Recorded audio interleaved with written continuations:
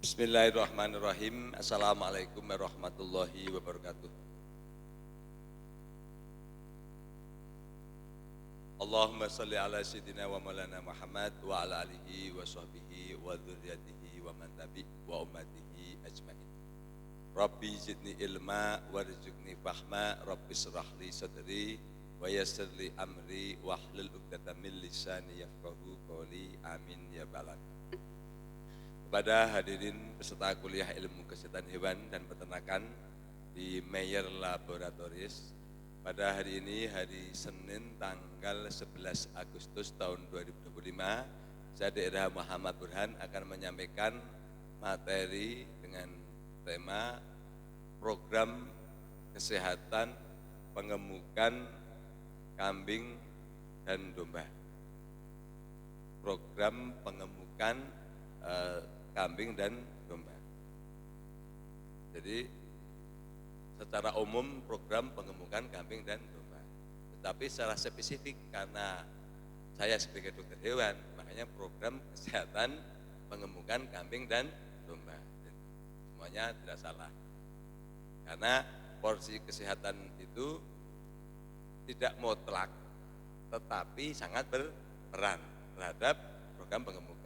Dan termasuk katakanlah dalam program pengemukan itu ada ilmu pengetahuan dan teknologi yang menjadi faktor untuk menjadi kenaikan pertumbuhan berat badan. Jadi artinya makanya judulnya demikian. Jadi kebutuhan kambing dan domba di Indonesia ini masih sangat luar biasa. Nah, secara umum untuk di pasar paling besar itu kan Jabodetabek. Nah, suplai paling besar itu adalah dari Jawa Tengah, Jawa Timur, dan Lampung. Itu realitas. Kemudian daerah-daerah lain belum. Jadi sampai hari ini itu penyuplai Jabodetabek itu Jawa Tengah, Jawa Timur, dan Lampung. Jawa Barat berdekatan sekali dengan Jabodetabek, tapi tidak mensuplai kuat, termasuk kalah. Jadi artinya kita sebagai orang Jawa Barat sangat menyayangkan pasar yang begitu menganga tiap hari besar di Jabodetabek ini, tetapi yang mensuplai justru dari daerah tersebut. Sementara potensi Jawa Barat ini luar biasa, baik sumber daya alamnya maupun potensi genetiknya. Kenapa? Karena di Jawa Barat ini punya domba yang khusus unggul asli Jawa Barat, yaitu domba Garut. Tapi tidak disukai. Tidak disukai ini masalah sosialisasi sebenarnya. Karena secara ilmiah rasional domba Garut ini luar biasa. Artinya dibandingkan jenis domba lokal di Indonesia, tetap paling unggul domba Garut dari segi pertumbuhan itu. Contoh katakanlah kalau di Jawa Tengah itu sama-sama domba gibas atau ekor gemuk, masih kalah sama domba Garut. Tapi domba gibas ini yang namanya dari Jawa itu ribuan dapat. Itu real itu dari saya kecil. Tapi domba Garut kan tidak. Domba Garut ini terpublikasikannya hanya sebagai domba adu. Nah, kalau sebagai domba adu pasti akan sangat terbatas untuk mengangkat secara ekonomi. Padahal kalau secara katakanlah reproduktivitasnya domba Garut luar biasa. Domba Garut itu tingkat namanya dia polipara. Polipara itu dia menghasilkan anak cukup banyak. Domba Garut itu jarang punya anak satu. Rata 2, 3, kadang sampai 6 aja bisa terjadi. Domba gibas nggak bisa. Jadi kan secara reproduksi bagus. Cuman jujur saja, nanti dari Bapak Denta yang dari Jawa Tengah, apa komentar tentang Garut? Itu sebenarnya hanya asumsi semua. Jadi karena katakanlah dia telinganya cacat lah, apa itu hanya sesuatu yang sifatnya katakanlah emosional saja, yang karena kita sebagai orang Jawa Barat tidak mempublikasikan manfaat domba ini dengan baik, sehingga dia hanya secara lokal dan nilainya juga hanya nilai sebatas sebagai aduan. Sayang pada ini dia potensi produksi, itu kata belakangnya. Jadi kenapa mau bicara kata tentang usaha itu kita harus bicara tentang pasar. Nah, kemudian kemarin saya sama Pak Janjan ke Bogor. Itu yang namanya pasar Jabodetabek lagi tadi di Bogor. Itu kan yang namanya orang satu lapak itu jualan sehari 50 ekor itu paling enteng. Bisa sampai 200 ekor. Kenapa? Di samping memang banyak wisatawan interlokal dari Saudi Arabia, dari Timur Tengah itu ya. Itu kan memang mereka mengkonsumsi itu ya Pak ya. Itu 1 ekor domba itu kalau orang Timur Tengah itu untuk 4 orang. Kita 1 paha, 1 RT ya. Kita 1 rataha, 1 keluarga juga enggak ya. Artinya kita 1 ekor itu dikonsumsi 1 kampung. Jadi itu luar biasa. Itu real. Nah, maka daripada itu, karena potensi besar, maka dalam kesempatan ini saya akan menyampaikan secara teknis bagaimana kita menggemukkan domba atau kambing. Jadi pertama kali adalah kita bicara bibit dulu, karena prinsip dasar adalah faktor produksi itu rumusnya adalah P sama dengan G plus E, itu nggak bisa dipungkiri. Produktivitas sama dengan genetik plus environment. Makanya saya bicara domba Garut, genetiknya bagus. Jadi genetik memegang peran 30%, tata laksana atau perlakuan atau manajemen memegang peran 70%. Baru menghasilkan sebuah produktivitas yang optimal. Nah, genetik pemilihan bibit pertama kali kita dari usia atau berat badan. Usia kalau domba itu ideal untuk digemukkan itu tetap di 1 tahun. Kalau yang bagus paling 8 bulan. Kalau kita ngambil dari 5-6, kita hanya ngejar rangka.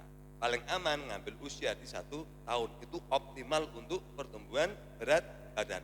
Rangka udah optimal, tinggal perlekatan otot. Itu usia penting. Jadi ilmu ini, di usia berapa? 1 tahun. Itu namanya bibit untuk bukan. Nah, kemudian setelah itu secara postur hampir sama dengan sapi. Jadi artinya dia tulang belakang itu paling penting. Tulang belakang itu harus lurus. Terus lurus, turun sedikit. Domba sama aja. Kaki harus panjang-panjang. Hasilnya seperti itu. Kemudian kalau tanduk bagaimana? Ini kita bicara pengemukan. Tanduk tidak terlalu penting. Kenapa? Justru katakanlah istilahnya dalam artian kalau untuk pengemukan kita perlu dehorning. Dehorning itu memotong tanduk. Karena kalau tanduk ini enggak dipotong, dia ngambil nutrisi. Dan cukup besar nutrisinya itu. Ya. Jadi dari awal yang benar ini saya menyampaikan ilmu aja. Tanduk di dehorning dulu. Jadi dia enggak akan tumbuh tanduk lagi. Jadi artinya nanti nutrisi itu untuk tumbuh daging bukan untuk tumbuh tanduk. Kecuali memang untuk estetika domba adu. Kita ini bicara penggemukan. Yang kedua keamanan. Namanya dehorning. D itu menghilangkan, horn itu tanduk. Dehorning. Jadi kita hilangkan tanduk. Dehorning. Nah, kemudian kurang lebih nanti pembahasan yang lain. Tata laksana paling utama adalah pakan. Nah, pakan itu pakan standar itu hijauan, dominansia 10% kali berat badan, itu harus. Nah, ketika kita memberikan pakan hanya 10% kali berat badan minimal, itu pencapaian berat badan domba-domba lokal termasuk Garut pun paling tinggi berat badan sehari cuma naiknya 120 gram, paling besar, tapi rata-rata 100 gram. Jadi hanya 100 sampai 120 gram per hari. Jadi kalau seandainya katakanlah domba hidup itu harganya kita harga paling murah ya 50.000, berarti menghasilkan 5.000 rupiah. Kalau rumputnya kita beli, anggap aja katakanlah kan bakalan beratnya kurang lebih itu paling ideal kita ambil di sekitar 20 kilo. Minimal 15 atau bisa 20 kilo. 20 kilo, dan kita itu membelikan rumput paling tidak berarti kan 2 kilo. Harga rumput itu anggap aja mahal-mahalnya 700 rupiah, 1.500, 1.400 rupiah. Jadi ketemunya masih untung dari 5.000 rupiah kurangi operasional pakan 1.400 masih untung. Tetapi kalau dalam artian ketika segala sesuatu yang kita beli dalam manajemen itu kita harus punya target, tidak boleh standar hanya 100 gram. Jadi 100 gram ini hanya basic untuk dia hidup. Artinya kita tidak untung, tidak rugi. Itu pola pikir yang dibangun. Jadi kalau kenaikan berat badan itu hanya 100 gram, itu kita hanya nol, tidak untung, tidak rugi. Maka daripada itu harus katakanlah kita punya target berapa? 150 gram, itu harus tercapai. Harus 150 gram. Jadi akhirnya nanti kita akan 100 gramnya untuk kebutuhan operasional, makan, tenaga kerja, obat, itu dari 100 gram, kita punya untung bersih 50 gram, paham ya? 50 gram daging. Jadi kalau 50 gram, kita untung rata-rata Rp2.500 per hari per ekor. Kalau 100 hari, berarti kita untung berapa? 250.000 rasional. Sangat rasional, 250.000 dari satu ekor. Nah, kenapa ini saya sampaikan? Ketika kita itu sudah punya program begini, kita itu tidak di pasar itu kita nggak perlu gontok-gontokan masalah harga. Kita udah punya patokan, ya kita udah untung jelek jual. Nah, ketika udah volume atau populasi kita banyak, kita kalau ngejar harga mahal juga nggak akan laku, ya enggak? Tapi kalau kita kepegang biaya produksi kita sekian, kita untung sekian, ya lepas aja mau harga 50.000, mau 55.000, ini pola pikir. Karena kalau ngikutin mohon maaf, hukum pasarnya mohon maaf orang liar-liar itu kan bisa 70.000, 50, pusing kepala kita. Jadi kita akan tutup mata, orang mau jual mahal urusan mereka, mau jual murah ke mereka. Yang penting secara bisnis ini sudah menguntungkan, paham ya? Jadi menguntungkan. Nah, nanti di sesi lain saya sampaikan. Nah, untuk seperti itu peternak punya kemandirian. Kemandirian apa? Kemandirian breeding. Karena ketika kita katakanlah kita bakalan itu masih tergantung oleh suplai pasar, kita juga berat ngejarnya karena harga bakalan di pasar itu kalau jabat tidak rasional, bisa 70, bisa 100. Breeding rugi enggak? Breeding domba sama breeding sapi beda. Kalau breeding sapi bisa rugi karena setahun hanya menghasilkan satu. Tapi kalau domba enggak. Domba itu kan buntingnya 150 hari. Jadi 5 bulan. Jadi kurang lebih 1,5 tahun pahitnya itu bisa 2 kali beranak. Sekali beranak atau 2 ekor. Nah, tapi kalau kita istilahnya memangkas, mempercepat lepas sapehnya, itu dia bisa dipercepat setahun bisa 2 kali. Jadi menyusus nggak usah sampai 3 bulan. Domba emas sebenarnya katakanlah sebulan juga udah mantep. Susuin 1 bulan, langsung lepas, dia langsung pindahin lagi, kawin lagi. Jadi akhirnya cuman punya jarak 1 bulan. Jadi setahun bisa 2 kali. Jadi itu prinsip pengemukan domba. Jadi breeding di situ breeding. Nah, ketika nanti kemandirian daripada bibit sudah ada, itu pasti bisnis domba itu jauh lebih untung. Dan makannya itu kan sebenarnya paling mudah. Apalagi kalau kita alhamdulillah Meyer kan punya teknologi membuat fermentasi silase yang tingkat palatabilitasnya 100% Pak ya.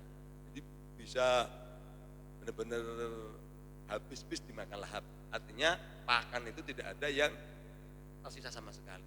Itu luar biasa. Jadi yang lain. Jadi wawasan untuk breeding, kemudian programnya kedepannya adalah pengembukan, ini penting untuk diberikan pendidikan kepada masyarakat. Jadi ketika mereka akhirnya beternak itu punya harapan, jadi tidak takut dipermainkan sama pasar, karena tidak peduli katakanlah pasar mau jual mahal, mau jual murah, peternak akan jual secara optimal. Dan justru akhirnya karena punya kemandirian tadi, itu akhirnya jual bisa menolong masyarakat. Contoh korban, saat korban itu katakanlah orang lain jual 100.000, 50 juga karena masih untung seperti itu. Jadi inilah peternakan domba ya, paham ya? Jadi seperti itu. Jadi pakan, kemudian kembali lagi ke pakan saya. Nah, pakan bagaimana untuk mencapai 150 gram per hari tadi? Itu adalah dengan pemberian pakan kering tambahan atau makanan penguat atau konsentrat. Konsentrat itu adalah makanan dengan konsentrasi protein tinggi. Jadi antara proteinnya antara 12 sampai 16%. Jangan lebih dari 16%. Itu punya risiko kembung. 16%. Nah, itu berapa? Itu kalau ketika rumputnya udah terpenuhi 10% tadi, itu antara 2 sampai 3%. Sampai 3% kalau domba aman. Sampai 3%. 3%. Jadi kalau contoh beratnya 20 kilo, berarti dikasih lebih antara 600 gram. Diberikan dua kali. Cuman cara pemberiannya tetap basic dulu, rumput dulu, baru konsentrat. Jangan pernah memberikan konsentrat dulu. Kalau kita memberikan konsentrat dulu akan mengakibatkan kembung karena kurang serat, akan jadi hiperfermentasi. Jadi harus jadi rumput dulu, habis itu baru konsentrat. Nah, terus sebagai pandangan, ketika katakanlah saya rumput juga nggak ada, akan beli semuanya, tetap bisa. Yang penting membuat formulasi konsentrat ini bagaimana seratnya cukup dengan formulasi tertentu. Ya, kalau memang komersil itu nggak masalah, semua keukur. Ketika konsentrat semuanya full makanan kering, berarti anggap saja kita nggak punya lahan, kemudian memang rumput susah itu, konsentrat beli full bisa. Nah, yang penting air harus ad libitum, air harus tersedia full, tidak boleh kosong, karena meningkatkan kecernaan. Air harus ad libitum.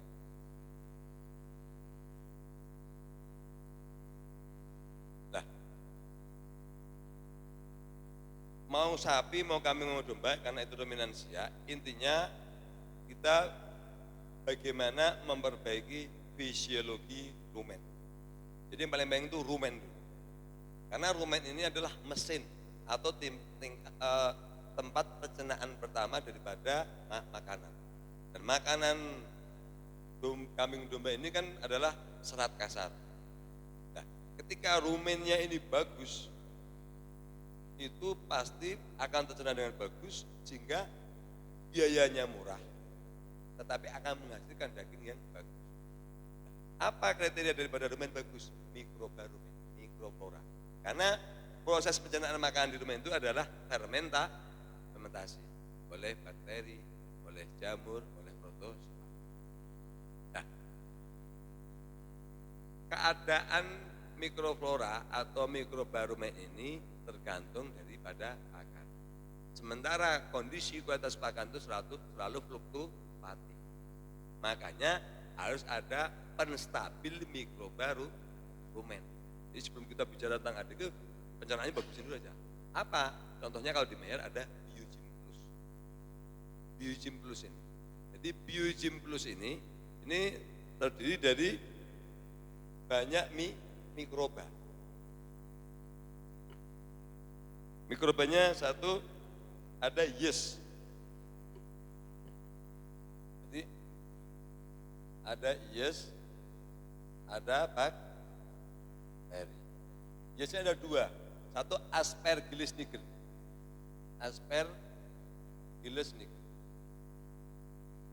dua Saccharomyces.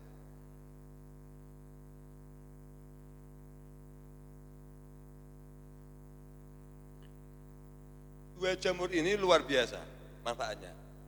Nah, sebagai analogi sederhana, Aspergillus niger itu adalah jamur yang bisa melapukkan kayu, jamur putih, tahu nggak? Kayu aja bisa lapuk. Jadi apalagi hanya jerami, hanya ini kayu mudah lapuk.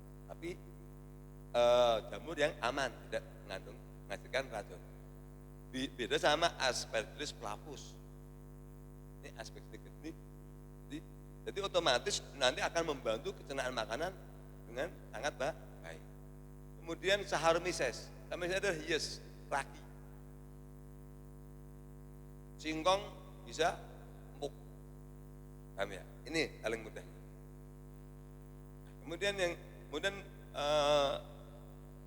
berikutnya adalah ada lagi trichoderma.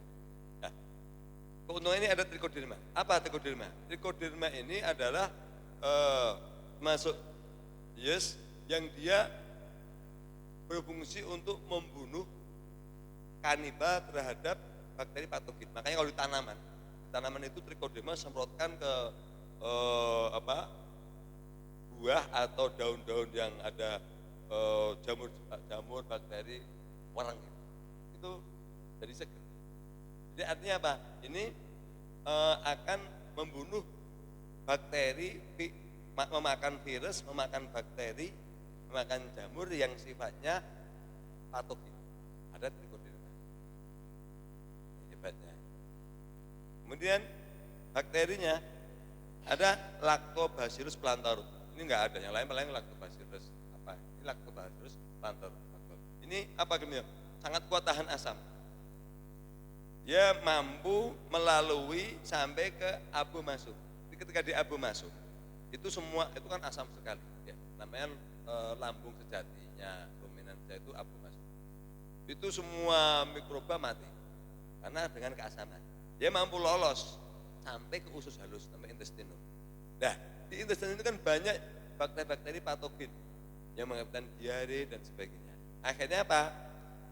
Itu dia sama kayak Trichoderma, memakan bakteri-bakteri Salmonella, E. coli yang merugikan. Inilah fungsinya Lactobacillus plantarum. Nanti materinya ada lagi sih. Kalau dijabarkan terlalu luas satu bakteri, satu mata kuliah kan cukup. Ini kurang lebih secara umum saja. Kemudian ada lagi Pseudomonas fluorescens. Banyak hal. Nah, secara sederhana sama masyarakat, keuntungan daripada Biogym Plus untuk pengemukan sapi kambing domba ini adalah satu, tingkat kecernaan makanan sangat tinggi. Dibuktikan, ditunjukkan dengan insya Allah satu feses, jadi kotorannya satu lebih kering, dua tidak bau, tiga lebih lembut, empat volumenya atau jumlahnya lebih kecil. Tuh. Yang kedua, relatif tidak mudah terinfeksi oleh bakteri atau virus patogen yang menyebabkan penyakit. Kenapa? Karena banyak mikroba tadi yang berkanibal atau memakan daripada mikroba patogen. Itu keuntungannya itu. Keuntungan daripada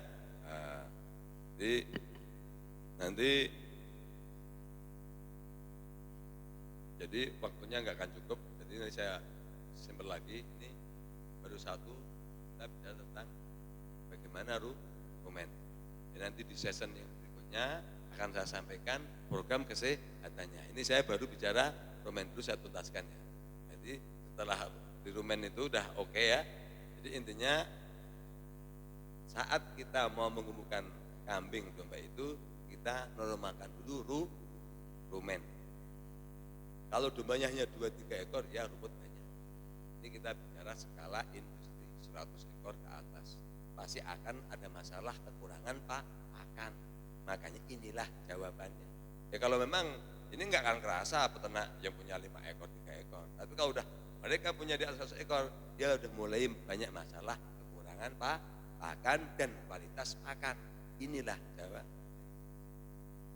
Kemudian nanti kalau muncul apa bedanya sama Biogym biasa? Kan ada Biogym Plus, ada Biogym. Kalau Biogym biasa itu ditaksirkan untuk fermentasi pakan. Itu juga terbukti, tanya Insinyur Yayan. Hanya butuh waktu 18 sampai 24 jam silase jadi luar biasa Biogym. Jadi kalau keunggulannya itu, jadi nanti biar nggak bingung segmennya. Kalau Biogym Plus, Biogym itu untuk fermentasi pakan apapun, mau konsentrat rusak, mau silase, mau apapun itu Biogym. Itu dia memang ahlinya di situ. Caranya ada. Kemudian kalau ini untuk memperbaiki, jadi ini menjadi program, paham nggak? Untuk menjadi premix campuran pakan untuk selalu menormalkan pencernaan rumen, kambing, domba dan sapi. Jadi beda ya, cara masangnya paham ya? Cara masangnya di situ.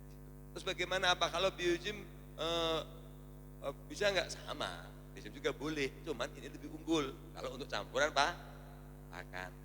Paham ya? Kalau untuk campuran ini lebih unggul. Tapi kalau seandainya ini mahal, mendingan pakai Biogym ya boleh. tapi akan beda hasilnya karena lebih lengkap ini. Jadi bedanya bukan karena ini biozim enggak, karena memang secara komposisi kalau biozim hanya dua, hanya Lactobacillus sama Saccharomyces. Kalau ini Lactobacillus, Saccharomyces, Aspergillus, Chloephoromyces, kemudian ada lagi Trichoderma, lebih banyak jumlah daripada mikrobanya. Itu ya.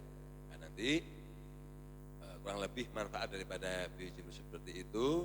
Nanti insya Allah pada season yang berikutnya akan saya sampaikan lanjutan daripada materi ini. Karena nanti tidak terlalu banyak, takut susah ditangkap juga dan kelamaan onset waktu daripada di media sosial. Terima kasih, semoga bermanfaat untuk nanti kita tinggal tanya jawab pada season berikutnya. Semoga bermanfaat. Billahi taufiq hidayah. Wassalamualaikum warahmatullahi wabarakatuh.